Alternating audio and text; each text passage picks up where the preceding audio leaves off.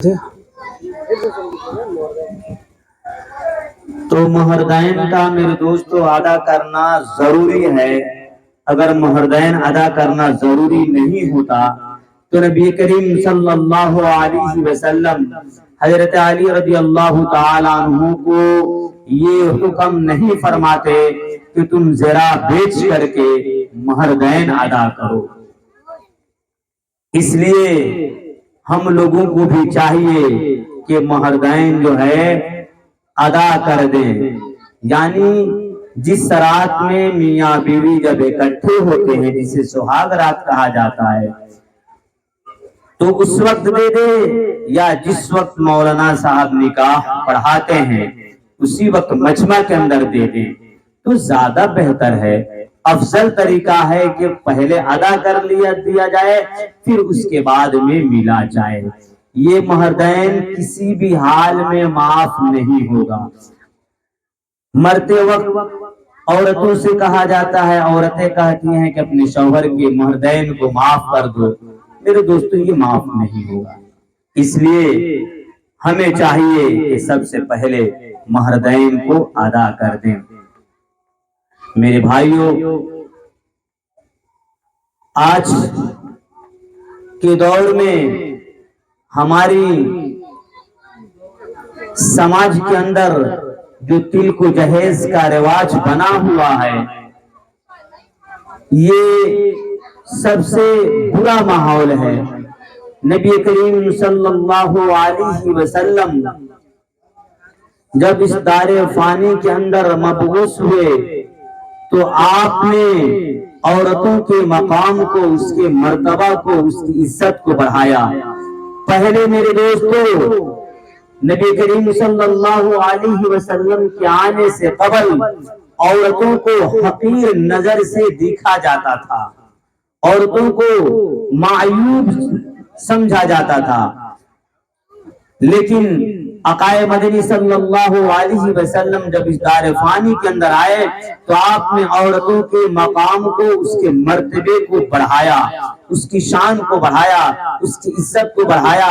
میرے دوستو نبی کریم صلی اللہ علیہ وسلم کے آنے سے قبل اگر کسی عورت کا شوہر انتقال کر جاتا تو میرے دوستو اس عورت کو اس کے شوہر کے ساتھ میرے دوستو جلا دیا جاتا تھا، یہ حال تھا۔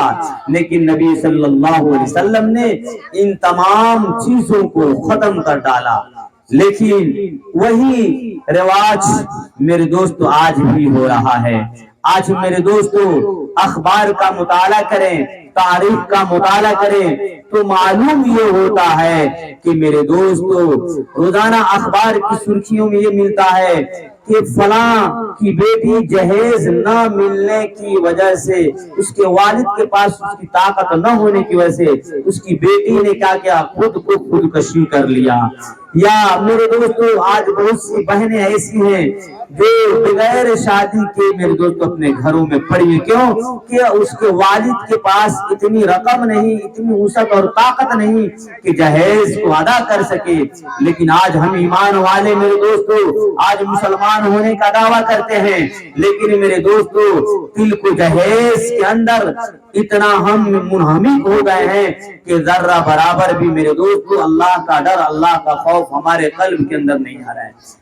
میرے دوستو ابھی سب سے زیادہ اگر حقیر ہے تو میرے دوستو بیٹی کو حقیر جانا جاتا ہے۔ بیٹی پیدا ہوتے ہی میرے دوستو باپ کے، والدین کے چہرے پہ پژمردگی چھا جاتی ہے۔ اس لیے ہمیں چاہیے اس تلک و جہیز کے رواج کو ختم کرے جس کو آقا صلی اللہ علیہ وسلم ختم کرنے کے لیے آئے تھے۔ میرے دوستو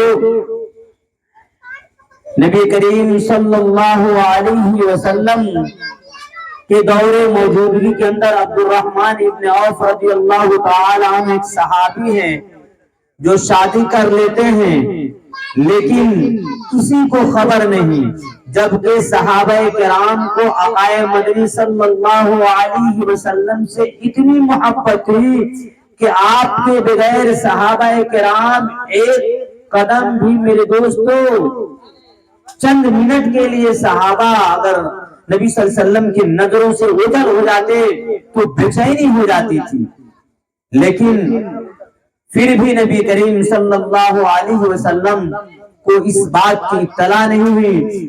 حضرت عبد الرحمن ابن عوف رضی اللہ تعالیٰ عنہ کو جب نبی کریم صلی اللہ علیہ وسلم نے کپڑے پہ رنگ کے نشانات دیکھے تو پوچھا کہ عبد الرحمن ابن عوف کیا تم نے شادی کر لی؟ تو عبد الرحمن ابن عوف رضی اللہ تعالیٰ عنہ نے کہا کہ ہاں اے نبی کریم صلی اللہ علیہ وسلم میں نے شادی کر لی۔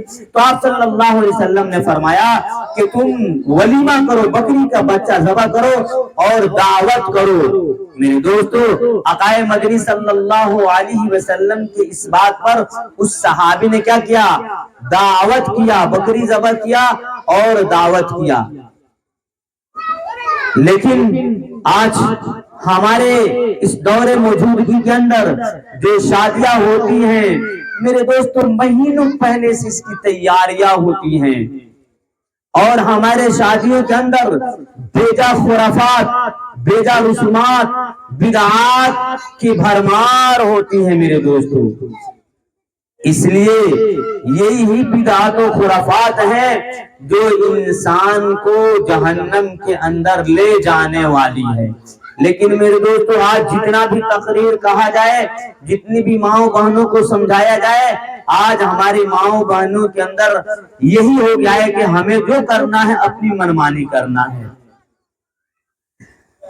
کسی شاعر نے کیا ہی خوب کہا ہے، سمجھ میں کچھ نہیں آتا دنیا کا حساب الٹا، سمجھ میں کچھ نہیں آتا دنیا کا حساب الٹا، نصیحت کیجئے جس کو تو ملتا ہے جواب الٹا۔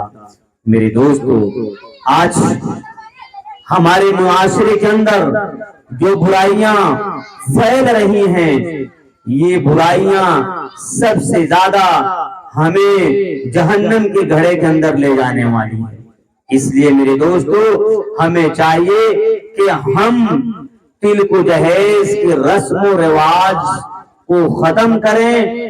خود میرے دوستو، اگر لڑکے کی شادی کر رہے ہیں تو تلک اور جہیز سے پرہیز کریں۔ اور آج کل کی شادیوں کے اندر جو رات رات بھر باجا بجتا ہے میرے دوستو، آج عورتیں باجا بجتا ہے، عورتیں ڈانس کرتی ہیں، یعنی سب رات بھر میرے دوستو گناہ کے اندر مبتلا رہتی ہیں۔ یہ سب سے بڑی بیماری ہے جو میرے دوستو یہ گناہ کا آج کہا جائے۔ ماں اور بہنوں کو نماز کی دعوت دی جائے، اچھے اعمال کی دعوت دی جائے، تو کوئی ماں بہن ایسی نہیں ہے جو کسی کو دعوت دے نماز کا، اچھے عمل کا، اعمال حسنہ کے کرنے کے لیے کسی کے پاس وقت نہیں۔ لیکن شادیوں کے اندر میرے دوستو پوری رات گلے پھاڑ پھاڑ کر کے گیت گانے کے لیے وقت ہے۔ بجاتا میرے دوستو رات میں گھر گھر جا کر کے دعوت دی جاتی ہے، بلایا جاتا ہے گیت گانے کے لیے، اور بیٹھ کر کے میرے دوستو گیت کے اندر کیا ہوتا ہے، اس کے اندر بھی شرک کیا کلمات ہوتے ہیں، ایسی ایسی گیت ہوتی ہے جس کے اندر سے اگر دیکھا جائے تو آج ہماری ماں اور بہنوں کی ایمان سلب ہو جاتا ہے۔ لیکن ان باتوں پر دھیان ہمیں نہیں ہے، اس لیے ہمیں چاہیے کہ اس کیا ہے جو ہے بدعات و خرافات سے پرہیز کریں۔ آج کل شادیاں میں جو ناچ گانے ہوتے ہیں، مائیں ناچتی ہے، بہنیں ناچتی ہے، ان چیزوں سے ہم پرہیز کریں۔ اگر ہماری مائیں، اگر ہماری بہنیں شادی اور بیاہ کے اندر ناچتی ہے تو اس کی جو لڑکی ہے وہ یہی کہے گی کہ میری ماں نے ناچی ہے، یہ ناچنا جائز ہے۔ پھر میرے دوستو جب وہ لڑکی ہوشیار ہوگی، جب وہ اپنے بال بچے کی شادی کرے گی، پھر میرے دوستو یہی اپنے والدین کے کرتوت کو دیکھے گی کہ ہم اگر ڈانس نہیں کرتے ہیں، ناچتے نہیں ہیں، تو پھر ہمارا کیا ہے شادی ہی اچھی نہیں ہوگی، اس شادی کے اندر حسن نہیں آئے گا۔ اس لیے ان چیزوں سے پرہیز کیا جائے۔ اللہ تعالیٰ ہم سبوں کو کہنے سننے سے زیادہ عمل کی توفیق عطا فرمائے۔ دعا کریں۔